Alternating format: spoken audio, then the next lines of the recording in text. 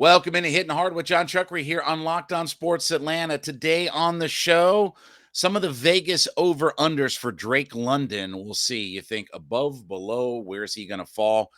It's time to get Contreras a spot in this lineup every day. And are the Braves building their big three?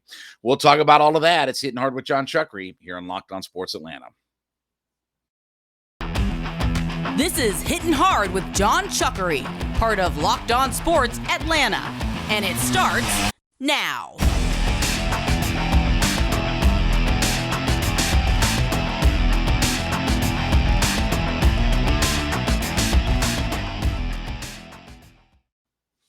Welcome into another edition of Hittin Hard with Jon Chuckery here on Locked On Sports Atlanta. We're asking you to head over to youtube.com, put Locked On Sports Atlanta into your search browser, subscribe to our channel, leave us a comment, tell us what you think about the show. You can find us free and available on all of your favorite podcast platforms, including Spotify, Odyssey, all of your favorites, and you can follow me on my personal Twitter page at JMCH316.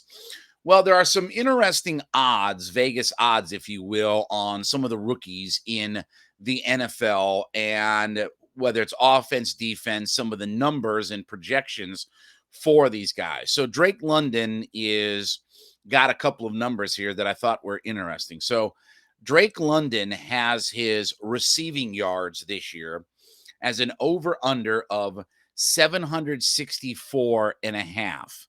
And his touchdown number is 4.5. So let's talk about the receiving yards first. 764 and a half receiving yards. That seems like an awfully low number, doesn't? I mean, even for a rookie and a pass catcher in the NFL trying to adjust, trying to learn, and you have the quarterbacks and this, that, and the other, that still seems like it's a low number. 765 yards in 17 games. That's like less than 50 yards a game, right? I mean, that's not a big number at all. Now, the way Pro Football Focus looks at Drake London, they project him out, by the way, if you just want to know what their projection is for London based upon their analytical data and all this kind of stuff. They have London projected out at 1,005.7 yards, so over 1,000 yards, and they have him projected at 5.7 touchdowns. So 764 and a half. I think that the over is a fair bet on that. I still think you're going to see him targeted a good bit.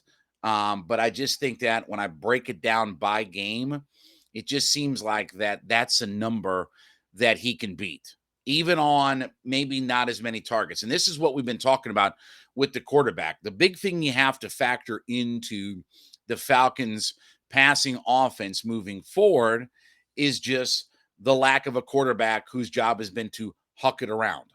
And you can laugh about that, but Matt Ryan's a guy that's averaged 600 pass attempts the last 4 years. Mariota's never thrown more than 453 in a season. That's his top peak high performance, right? Never thrown more than 453. You have a quarterback that's averaged 600. Now, part of that you're losing, you got to throw yourself back in. We know the reasons why, but still, Matt Ryan is a huck it around quarterback. Matt Ryan isn't there to run the football around and make plays with his legs and all that kind of stuff.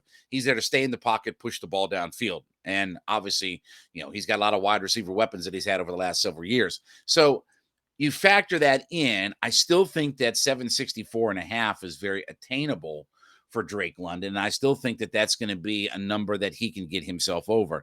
I don't know. I mean, Pitts, I think will be, again, we said, maybe 900, 1,000 yards again, somewhere in that range. I don't know if there's another guy that I immediately point to. I like Edwards. I like Auden Tate. I like what those guys bring, but I wonder how much their role is going to be. So I'll take the over on the 764 and a half.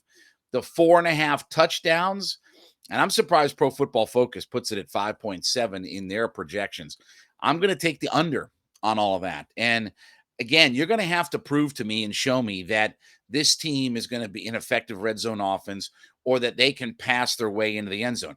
You couldn't do it with Matt Ryan. They couldn't figure out how to do it with Matt Ryan, and they haven't been able to do it in this offense for the last couple of years. I understand regime change and all that, and Arthur Smith's a different guy. But until you prove it to me, I'm not buying the idea that he's going to be a 5 or more touchdown. Not when Kyle Pitts was a 1 touchdown guy in his first year.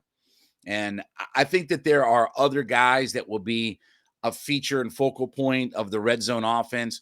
I do think that Kyle Pitts is going to be a bigger component to their short goal line, red zone type of scheme where you're going to have to get him the football. And I think that whether it's Edwards or whether excuse me, it is Auden Tate or one of those guys, I just feel like that the rookie's not going to be the guy that's going to get the looks and the love down deep in the red zone when it comes to scoring touchdowns. What do I think Drake London's going to end up with? I think Drake London is probably somewhere about 800 yards and a couple of touchdowns, which I don't think would be a bad year. I don't think that would be, again, it's going to be hard to judge because we're so used to seeing this offense for the last 14 years being a mostly, except for Matt's first few years with Michael Turner here, they were mostly a throw at first offense. Certainly, let's put it this way, certainly for the last decade with Julio and when you had Roddy and when you got Ridley and all those guys, they've been a throw at first offense.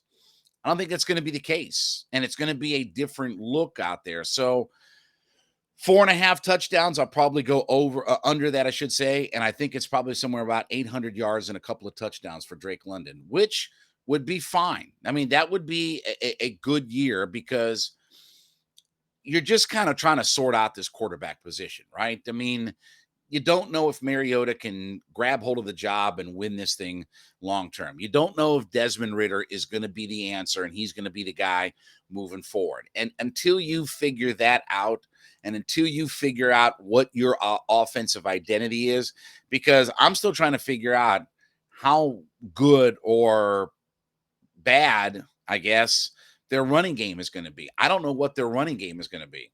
Oh, yeah. And we hadn't even talked about the offensive line, which is having competition probably for 3 starters. So 60% of your offensive line is probably in competition mode when we get into training camp. What does that do for your quarterbacks and this, then, the other, that either they're running for their life or they can't block up front, they can't open up holes for the run game? This is where this big flux of this franchise comes into, is just what direction are we heading in? And, it is the one question that I keep saying that I would love to ask Arthur Smith. What is our offensive identity? We have a not good offensive line with flux at quarterback, high draft capital at pass catcher, and just a cavalcade of mid-tier running backs. And with all due respect to Cordero Patterson, he had a really nice kind of breakout year for this team with double-digit touchdowns and 1,000 yards from scrimmage and all that. But he was 600 yards rushing, okay, and 5 or 6 touchdowns. That's not setting that's not going to make anybody think about Adrian Peterson or Walter Payton in their prime, okay? I just don't know what our offensive identity is. And until I feel like I have a grasp on what that is, I think that you have to sort of temper what some of the individual numbers are. So if you told me 800 yards and a couple of touchdowns out of Drake London, I'd take that. Yeah, I'll take that all day long out of Drake London. I think he does beat the over on the yards, but I don't think that he gets enough scores in the touchdown department to get over the 5.5. If he does hit the 1,000-yard, 6 touchdown range, he might be offensive rookie of the year, honestly. If he has that kind of number, he might be the offensive rookie of the year in the NFL. All right, when we come back, is it time to make a change to get Contreras in full time? We'll talk about that next. It is Hitting Hard with Jon Chuckery on Locked On Sports Atlanta.